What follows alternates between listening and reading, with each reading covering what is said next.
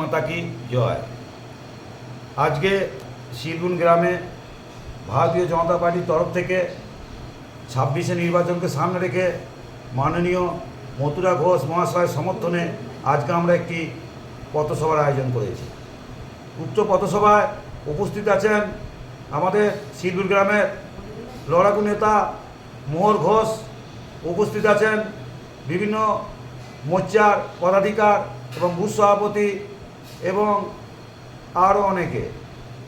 বন্ধুগণ, আপনারা জানেন যে 21শে যে নির্বাচনটা হয়েছিল, সেই নির্বাচনটা করোনা প্রাককালে নির্বাচনটা হয়েছিল, কিন্তু সেই নির্বাচনে আমরা ভেবেছিলাম যে আমরা হয়তো 200 আসন নিয়ে এই সন্ত্রাসকারী, এই দুর্নীতিকারী, এই ব্যভিচারী, নারী ইজ্জতকারী এই তৃণমূলকে আমরা বাংলা থেকে বিতাড়িত করব।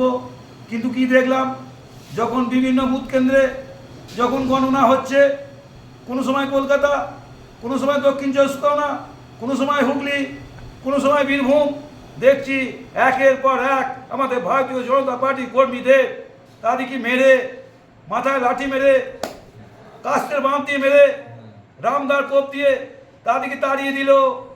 আমরা কি দেখলাম, মাত্র 7-8টা আসনে আমরা সেদিন পরাজয় ঘটে গেল। 7-8টা আসনে আমরা সেদিন থমকে গেলাম। কিন্তু আমি সার্বিক বিচারে ভারতীয় জনতা পার্টির একটা একনিষ্ঠ কর্মী হয়ে আমি এ কথা বলতে চাই, তৃণমূলী ভাইরা শুনে রাখুন, যখন ভারতীয় জনতা পার্টি যখন 2021 সালে যখন 7-8টা আসন পেয়েছিল, তার পূর্বে আসন ছিল মাত্র 3টে আসন থেকে যদি ভারতীয় জনতা পার্টি 7-8টা আসন জয়লাভ করতে পারে, তাহলে কত গুণ আসন সেই তৃণমূলীদের আমি বলতে চাই। আর সেই 7-8টা আসন নিয়ে এই 26শে কিন্তু একটা মাটিতে দাঁড়িয়ে একটা কঠিন লড়াই কিন্তু ভারতীয় জনতা পার্টি কিন্তু প্রস্তুত আছে।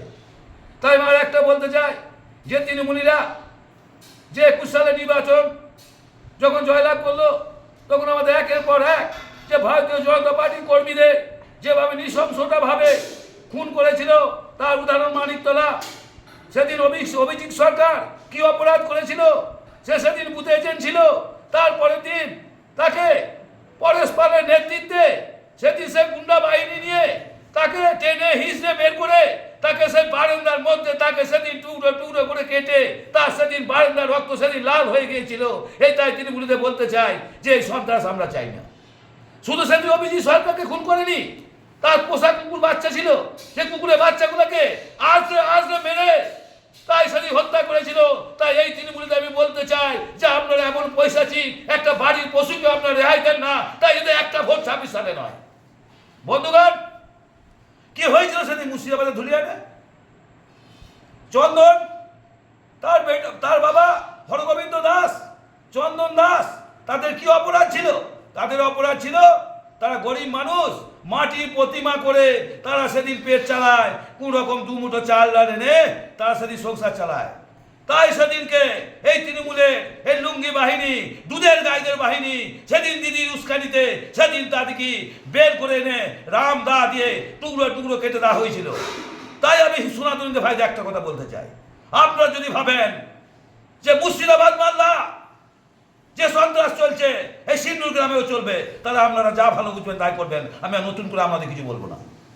আর আমি একটা কথা বলতে চাই যে সেদিন মুর্শিদাবাদে বুকে দিনের বেলায় তারা সেদিন মার করে গিয়েছিল তুলি নিয়ে আর হাল কাটা নিয়ে, যে এইটা দুধের গাইদের বাড়ি, এইটা আমাদের সনাতনীদের বাড়ি। কি হলো রাত্রিরে? যে সনাতনীদের দোকানগুলা লুটপাট হলো আর দুধের গাইদের বাহিনীদের বাড়ি নিক্ষত থাকলো।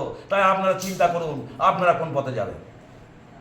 আপনারা জানেন যে কোনো মানুষ যদি একটা মানুষকে খুন করে, কোনো মানুষ যদি একটা মানুষকে মারে, তার বিচার থানাতে কোর্টে হয়।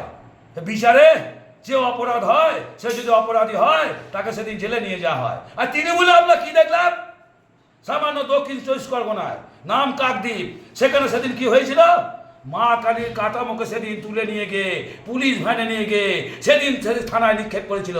আমরা জানি যে কোনো ক্রিমিনাল জেল খাটে, কিন্তু তৃণমূলে আমরা জানতে পারি না যে একটা মা কালীর কাঠামোকে নিয়ে গিয়ে তারা জেল খাটাবে। তাই বন্ধুগণ, আমি আর কিছু বলবো না, এরপরে অনেকে বক্তা আছেন, তারা বক্তব্য রাখবেন। এই বলে আমি আমার বক্তব্য শেষ করছি। জয় শ্রীরাম, ভারত মাতা কি জয়। জয় শ্রীরাম।